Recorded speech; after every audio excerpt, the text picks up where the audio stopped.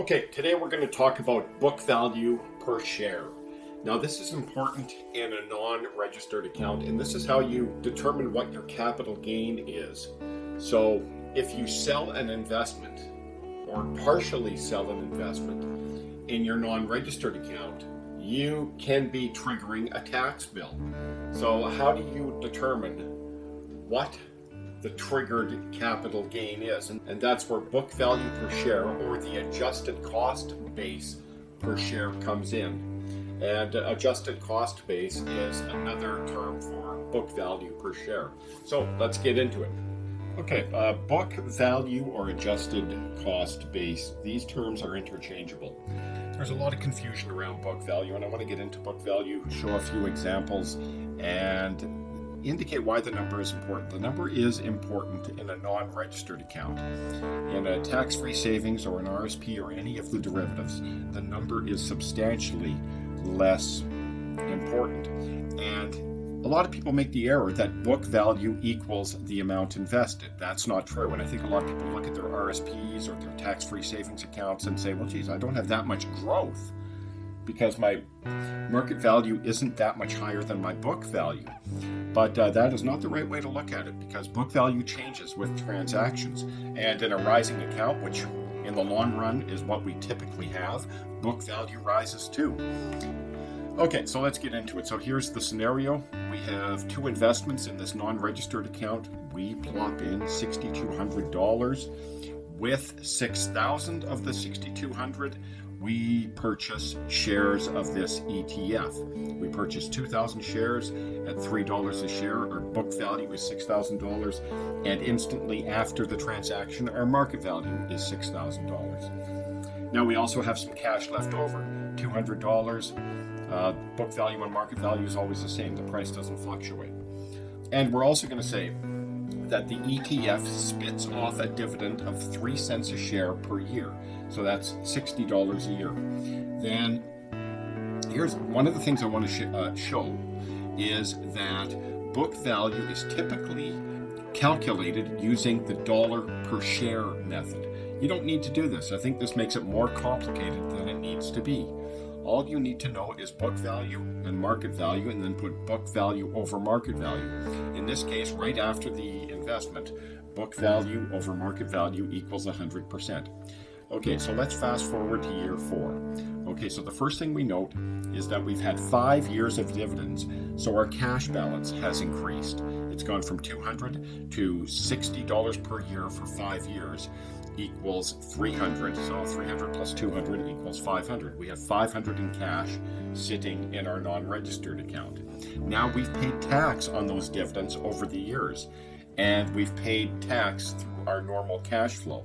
So when we got the dividend, it boosted our tax bill or our taxable income, and we've simply paid the tax. We haven't gone into this account to extract money to pay the tax.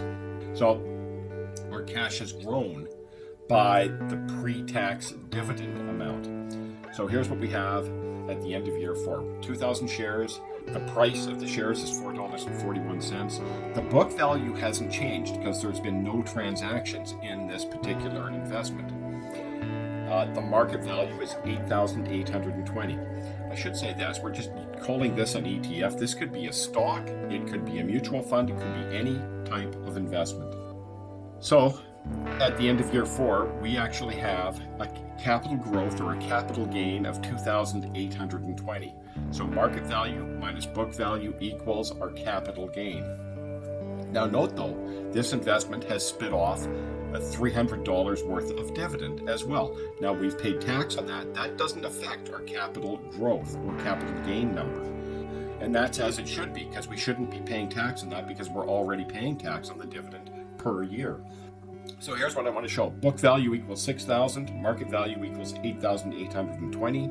Book value over market value equals 68%. If we decide to sell some of these shares, 68% of the proceeds will be book value. So another thing I want to show you, this confuses a lot of people. Let's say this is our statement at the end of year 4. Nowhere on this statement will it show the original contribution to the account of $6,200. So people forget this, and they look and they say, well, I got 9,320 and I invested 6,500. No, you didn't invest 6,500. You invested 6,200.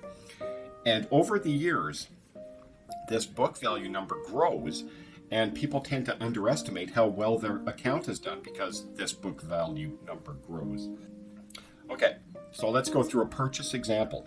We decide to use some of the cash. We purchase 100 shares of the ETF at $4.50 a share. So now we have 2,100 shares. The market price is $4.50. The book value now is $6,450, and the market value now is $9,450. Cash has dropped to $50. Okay, so let's calculate the new book value. We had 2,000 at a book value of 6,000. We add 100 shares. We now have 2,100 shares, and the added 100 shares cost us $450. So our new book value is $6,450. So if we do a book value over market value calculation, we have 9,450 over 6,450. Our book value over market value has gone up slightly because the 100 shares we bought are more expensive than the $3 we originally paid.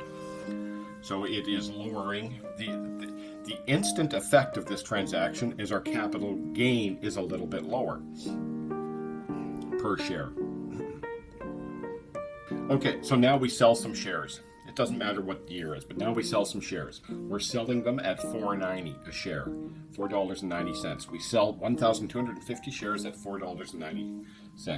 Okay, so the first thing to figure out is what is the book value over the market value right before the sale. Okay, so our new book value is 62.7%. So the market value has gone up since we bought the market. We've invested in a good investment. It keeps rising in value.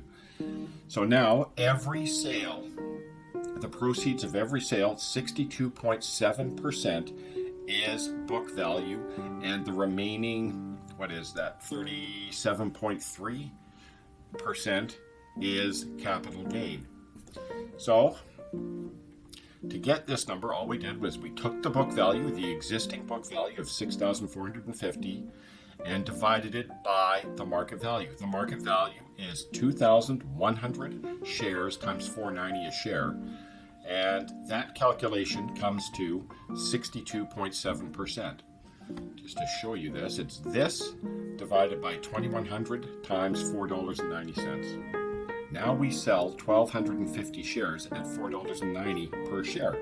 That gives us total proceeds of $6,125.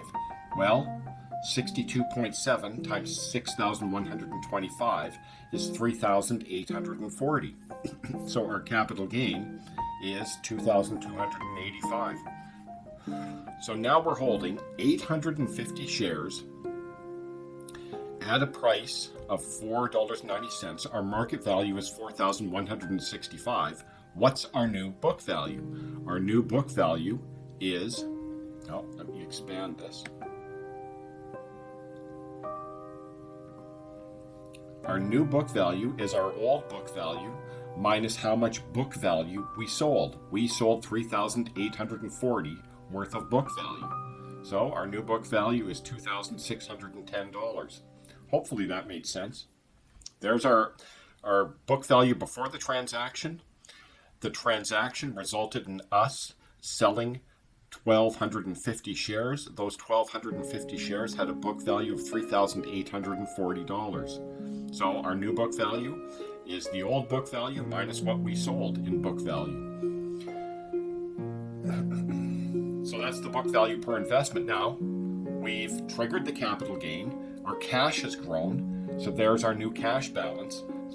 Okay, so what do we have after the sale? This is what our account looks like after the sale. We redeemed 1,250 shares. We turned that into cash. Cash is 6,125. So cash has been boosted by 6,125. We have a cost base on the remaining 850 shares of the ETF of 2,610 and a market value of 4,165. Okay, so I want to show you this. As I said before, book value does not equal the amount invested. Right now, after this transaction, we have a book value of 8,785. Let's say we sell the remaining 850 shares at $4.90. We would have nothing in the ETF, and our cash balance would be 10,340. Our book value would be 10,340. So again, book value changes with transactions, and you can't look at book value and say, well, that's how much I invested. It isn't how much you invested, especially over time. So this is a way to calculate book value using book value over market value. Now this is a positive scenario, the price has gone up. In a negative scenario, this would be greater than 1. Book value would be bigger than market value, and this would indicate a capital loss. So, but we're investing for the long term. Typically in the long term, at least account book value will rise because you're going to have more than one investment. Well, maybe you're likely going to have more than one investment. So that's the way you calculate book value. Now, a few things about book value. If you look at the statement of any financial institution, they will typically have a footnote by book values, and that is they do not guarantee the accuracy of book value. Now, there's a lot of reasons for this. Probably the main reason is if you decide to fire one financial institution and hire another financial institution, well, the new institution can't, it doesn't know what happened at the old institution, so it can't really report with any confidence what the book value is. So what do people typically do when they sell? And for tax purposes, they typically say market value minus book value equals the capital gain, and they report that. Sometimes CRA comes back and says, prove the book value. You have to prove the book value. You can go to your financial institution and they say, look, we'll give you all the statements you want, but we can't prove the book value. You're going to have to do it yourself. If you have fired a financial institution, you'd have to go back to the old financial institution and say, look, I need all my old statements. They're going to charge you for this. And you'd have to kind of calculate it out. But I think that the CRA is reasonable, that they know that this number is difficult to calculate, and the longer the account has been in existence, the more difficult it is to calculate. And this is especially true for executors trying to figure out the final tax return of a deceased who has had a non-registered account for a long time, has done a lot of transactions, and potentially changed financial institutions a few times along the way. Good luck figuring out what the book value is on that. Now, if you want to see what the worst case scenario is, note that book value can't go lower than 0. So the worst case scenario is all of the market value is capital gain. I mean, this is not, it won't be the case. Of course, it will satisfy Revenue Canada, because you're obviously not hiding anything if all of the market value is capital gain. Revenue Canada is reasonable on this, and they typically will accept a reasonable estimate. However, they do have the right to demand an exact calculation. Now, how does reinvested dividends work? If you have a mutual fund, the default position is reinvest the dividends. If you have an ETF or shares in particular companies, especially the bigger companies, you can automatically reinvest the dividends. Well, what it does is it basically goes through this process. When you reinvest dividends, it is like you get cash, it boosts your cash balance, and then instantly you take it out of cash and buy shares with that cash.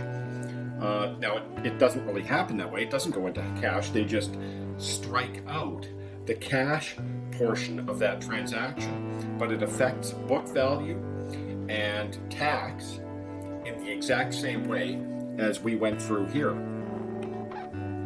Okay, so that is a primer on book value or adjusted cost base. Just a recap. I like using the book value over market value method to calculate the book value on the proceeds of a sale. And we looked at how you calculate the new book value when you purchase shares. And then we got into I want to dispel what a lot of people think, and that is book value equals amount invested in the account. It's not the case. Book value in a rising account over the long term will rise as well. Okay, thank you very much for watching.